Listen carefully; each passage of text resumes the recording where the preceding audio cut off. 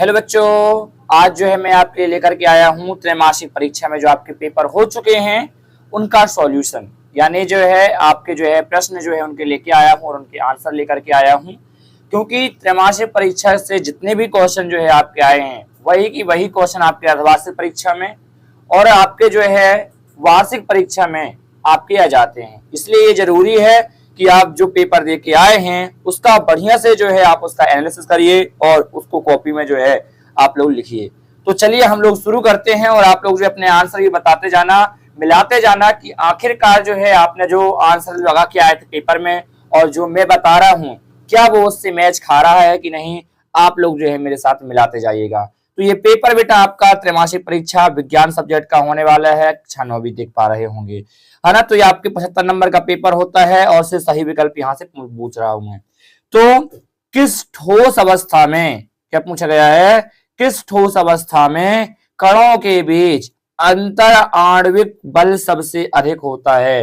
तो किस अवस्था में सबसे अधिक होता है भाई, तो ठोस अवस्था में जो है अंतर आणविक जो आकर्षण बल होता है बेटा वो अधिक होता है। आकर्षण बल मतलब कि पास पास आने का कण जो सबसे मजबूत कौन सा होता है, ठोस, मतलब इसमें अंतर आणविक आकर्षण बल अच्छा होता है। ये मैंने आपको थ्योरी क्लास में पढ़ा दिया हूं। जो विद्यार्थी टॉपर बैच को ज्वाइन नहीं किए हैं तो कर सकते हैं बेटा, उसकी फीस जो है आपकी वहां पे जो है 300 रुपए है मात्र, उसको आप ज्वाइन कर सकते हैं। लिंक आपको जो है डिस्क्रिप्शन बॉक्स में मिल जाएगी या हेल्पलाइन नंबर पे आप कॉल कर सकते हैं। तो आगे बढ़ते हैं। दूसरा क्वेश्चन यहाँ पे देके रखा है, गैसों के किस गुण के कारण उन्हें सिलेंडर में भर के रखा जा सकता है। तो बेटा गैसों का एक गुण होता है जिसे हम कहते हैं संपीडिता। तो संपीडिता जो गुण होता है गैसों में, इस गुण के कारण जो है हम लोग गैसों को जो है इस गुण के कारण जो है हम लोग उसको सिलेंडर में भर सकते हैं। इस बात को आप लोग याद रखेंगे। शुद्ध पदार्थ वह होता है जो केवल एक प्रकार के कणों से मिलकर बना होता है। यही तो क्लियर हो गया, फर्स्ट टाइम में आपको मिल गया आंसर। शुद्ध पदार्थ ऐसे पदार्थ होते हैं जिसमें केवल एक प्रकार के पदार्थ होते हैं, एक प्रकार के कण कहलाते हैं, वह पदार्थ कहलाता है आपका शुद्ध पदार्थ। जैसे आपका पानी क्या है, एक शुद्ध पदार्थ हो जाएगा, है ना। इस तरह से नेक्स्ट आपका कि निम्नलिखित में से कौन सा एक शुद्ध पदार्थ है। दूध आपका, जल आपका, नमक का घोल और वायु। तो शुद्ध पदार्थ बेटा आपका आएगा, दूध आपका शुद्ध पदार्थ नहीं होगा क्योंकि यह जो है एक मिक्सचर का जो है भाग होगा, यह आपका जो है एक मिक्सचर का भाग होगा, तो ये नहीं होगा। आपका क्या आंसर होगा, आपका जल जो है आपका आंसर होगा। ठीक है, नेक्स्ट चलते हैं अपन। तो नेक्स्ट क्वेश्चन की ओर जो है अपन आगे बढ़ते हैं बेटा। तो नेक्स्ट चौथा नंबर का जो है 5वें नंबर का जो है यहाँ पर क्वेश्चन आएगा कि सोडा जो है, सोडा जल विलयन में विलेय होता है। तो सोडा जो आपका बनता है उसमें जो विलेय, विलयन क्या है, विलेय और विलायक के मिक्सचर को हम लोग जो है विलयन कहते हैं। तो विलेय जो मिलाया जाता है, विलायक जिसमें मिलाया जाता है, तो विलेय क्या हो जाएगा बेटा इसमें, तो CO2 आपका यहाँ पर जो है विलेय हो जाएगा। ठीक ना, एल्कोहल नहीं होगा, H2O नहीं होगा आपका और O2 नहीं होगा, ये सब गलत हो जाएगा, आपका O2 हो जाएगा। अब बढ़िया से जो है नोट डाउन करते जाना कॉपी में जितने भी छात्र हैं, है ना। तो वायु एक विलयन है। तो वायु क्या है, वायु एक कैसा विलयन है, तो वायु क्या है, गैसों का विलयन है, यानी वायु गैस गैस का विलयन है। तो किसका भैया, गैस गैस का विलयन आपका हो जाएगा। सिंपल सी बात है, समझाने वाली कुछ बात यहाँ पे नहीं थी। इसके बाद यहाँ से कुछ जो है रिक्त स्थान है। तो द्रव का वाष्प में बदलना क्या कहलाता है बेटा, तो द्रव का जो है वाष्प में, तो द्रव को वाष्प में परिवर्तित होने की घटना को हम लोग वाष्पीकरण कहते हैं। क्या कहते हैं, वाष्पीकरण कहते हैं। क्या कहते हैं, वाष्पीकरण कहते हैं। इसके बाद क्वथनांक से जो है कम तापमान पर द्रव में वाष्प होने की प्रक्रिया को हम लोग क्या कहेंगे, उबलनांक। क्या कहेंगे, उबलना कहेंगे। और वायु क्या है भाई, तो वायु एक कैसा मिश्रण है, तो वायु जो है एक समांगी मिश्रण है। रेत और जल का मिश्रण एक समांगी विषमांगी मिश्रण है। धातु जो है द्रव धातु खालिस्तान धातु होते हुए भी कमरे के ताप पर द्रव हो जाती है। तो आपकी जो पारा जैसे हो गई आपकी, है ना, ब्रोमीन, ऐसी धातुएं जो है कमरे के ताप पर हाथ में रखोगे तो द्रव हो जाती हैं। जीवन की जो है मौलिक इकाई आपकी कोशिका हो जाती है। ये सब मैंने चैप्टर में करा दिया है आज से ही विद्यार्थियों को। चलिए आगे बढ़ते हैं, थोड़ा स्पीड से मैं लेके चलता हूं इन सभी चीजों को। पूरी पीपीटी बेटा मैंने तैयार कर दिया है, आपको जो टॉपर बैच का जो ग्रुप है उसमें भेज दूंगा। बाकी जो अदर स्टूडेंट है वो जो है ग्रुप को ज्वाइन कर लेना, आपको जो है नीचे उसकी लिंक डिस्क्रिप्शन बॉक्स में मिल जाएगी।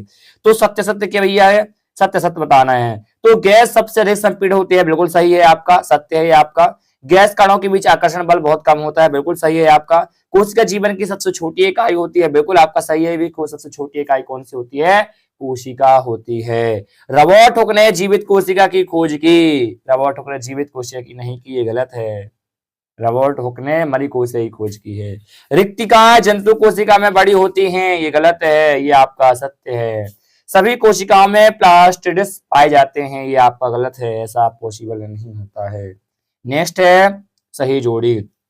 ठोस क्या है भैया? तो ठोस कणों की अनियमित गति, निश्चित आकार और आयतन, जिसका आकार निश्चित और आयकर तो वो ठोस हो जाएगा। ब्राउनियन गति क्या हो जाएगा? तो ब्राउनियन गति क्या हो जाएगा बेटा? अभी इसको समझते हैं। तो ब्राउनियन गति कणों की अनियमित गति को ब्राउनियन गति हो जाएगा। जाइलम क्या है? जैसे जाइलम जैसे जल मतलब कि जल का ट्रांसपोर्टेशन करता है, तो जड़ों से जो है जल का परिवहन आपका जाइलम हो जाएगा। फ्लेम क्या है बेटा? तो फ्लेम भोजन का परिवहन करता है, ये भोजन हो जाएगा। कंकाल पेशी क्या है बेटा? तो कंकाल पेशी इच्छा के अनुसार जो है गति करते हैं। मैंने हाथ ऊपर किया तो मेरा हाथ ऊपर हो गया, नीचे किया तो कंकाल पेशी अपनी इच्छा से काम करती हैं। लेकिन हृदय पेशी जो होती हैं ये आपकी हृदय की जो है लयबद्धता की गति को बनाए रखते हैं, ये आपके ऊपर डिपेंड नहीं करती हैं। ठीक है, एक वाक्य में उत्तर के आंसर जो है आप लोग बताओगे, उत्तर किसे कहते हैं? ये आपके आंसर। 1 मिनट बेटा, 1 मिनट है ना, 1 मिनट, 1 मिनट बेटा, थोड़ा सा वो हो गया, चलिए फिर वो हो गया। 1 मिनट है ना, थोड़ा सा वेट करना, कहीं का कहीं वो जल्दी जल्दी में हो गया टच वो। चलिए, तो ऊतक जो है किसे कहते हैं, इसका आंसर आप लोग बताएंगे, ठीक ना। तो ग्रुप ऑफ सेल्स आपका ऊतक कहलाता है वैसे तो, लेकिन इसका आंसर मैं आपके लिए छोड़ के जा रहा हूं। आप लोग बताएंगे, पूरे पेपर के आपके आंसर देख पा रहे हो मिलेंगे यहाँ पर, मैंने तैयार ही किया है बेटा उस अकॉर्डिंग, ठीक ना। तो देखो थोड़ा सा आपको जल्दी जल्दी बता दे रहा हूं, आपको पीडीएफ मिल जाएगी, पढ़ लेना सभी छात्र। ठोस की कितनी अवस्थाएं? ठोस की बेटा मूल रूप से कुल 5 अवस्थाएं होती हैं, जबकि मूल रूप से 3 अवस्थाएं होती हैं, ठोस द्रव गैस, इस तरह से है ना। आपका जो है क्वेश्चन यहाँ पे लिखा हुआ है कि ठोस और गैस के अंतर क्या है, तो लिखा हुआ है यहाँ पर कि ठोसों में कण के गर्द कंपन करते हैं, लेकिन ऐसा गैस में नहीं होता है, यहाँ पर लिखा हुआ है, ठीक है। नेक्स्ट 7वां क्वेश्चन है, एलपीजी का फुल फॉर्म है लिक्विड पेट्रोलियम गैस, सीएनजी का हो जाएगा कंप्रेस्ड जो है कॉम्प्रेहेंड नेचुरल गैस आपका हो जाएगा। गलनांक को परिभाषित कीजिए, ये आपका हो जाएगा, ठीक। थोड़ा और आगे बढ़ते हैं 8वें नंबर का। तो वाष्पन की दर को जो है किस पर निर्भर करता है? क्षेत्रफल, तापमान, आर्द्रता जो है निर्भर करती है। स्थायी ऊतक की विशेषता लिखिए, तो वे परिपक्व कोशिका से बने होते हैं, इस तरह से आपको बन जाएगा, है ना। 9वां है, तत्व और यौगिक में जो है अंतर स्पष्ट कीजिए। तो बेटा तत्व और यौगिक में अंतर जो है स्पष्ट करना है, तो तंत्र, यहाँ पे क्वेश्चन में मिस्टेक जो है यहाँ पर आंसर में हो गया है बेटा, तो थोड़ा सा आप लोग रख लेना। तंत्र विलयन क्या? संतृप्त विलयन, तो वह विलयन जिसमें निश्चित तापमान पर अधिक विलय घुल सकता है, उसे संयुक्त संतृप्त विलयन कहते हैं, ये सही है आपका, ठीक। समांगी और विषवांगी में जो मैंने टॉपर बैच वाले विद्यार्थियों को जो कराया है ना, समांगी विषवांगी में अंतर, उन अंतरों को लिखना ज्यादा अच्छा रहेगा। ये तो मैंने आपको शॉर्ट में ये लिख के दिखाया है कि आपको शॉर्ट में ऐसे याद करने का तरीका है कि ऐसे आप लोग याद कर सकते हैं। बाकी जो मैंने टॉपर बैच में जो याद कराया था आपको, जो लिखवा के गया था, उसको सभी को याद कर लेना है, ठीक है। कोशिका किसे कहते हैं? जीवन की संरचनात्मक एवं कार्यात्मक इकाई को कोशिका कहते हैं। संरचनात्मक क्यों? क्योंकि हमारा शरीर इसी से बना है। कार्यात्मक क्यों? क्योंकि ऊर्जा यहीं से बनती है, ठीक ना, ये आपका हो जाएगा। प्रोकैरियोटिक यूकैरियोटिक में क्या अंतर है? प्रो मतलब कि प्राथमिक कोशिका जो विकसित ना हो, यू मतलब यूकैरियोटिक जो आपकी विकसित हो, मतलब जिसमें केंद्रक होता है। रसदानी का क्या कार्य होता है? भोजन का परिवहन करना होता है, ठीक है भैया। चलिए आगे बढ़ते हैं। तो आगे क्या है इसमें? आगे है आपका माइटोकॉन्ड्रिया के 2 कार्य, तो ऊर्जा को एटीपी के रूप में बनाना और शोषण करना, ये आपका माइटोकॉन्ड्रिया का काम होता है। माइटोकॉन्ड्रिया को कहते हैं पावर हाउस, ठीक ना, ऊर्जा गृह कोशिका का। ऊतक क्या है? ग्रुप ऑफ सेल्स आपका जो है आपका एक ही प्रकार की कोशिकाओं का ऐसा समूह जो एक अपनी समानता रखना हो, वो आपका ऊतक कहला जाएगा, ठीक ना। ऊतक जो है 2 type of type of animal, type of जंतु ऊतक और पादप ऊतक, इस तरह से हम यहाँ पर बोल सकते हैं, ठीक। थोड़ा स्पीड में लेके चल रहा हूँ क्योंकि चीजें पढ़ा चुका हूँ मैं, पेपर जो है यहाँ पर हम लोग सॉल्व कर रहे हैं, तो थोड़ा जल्दी लेके चलने की, है ना।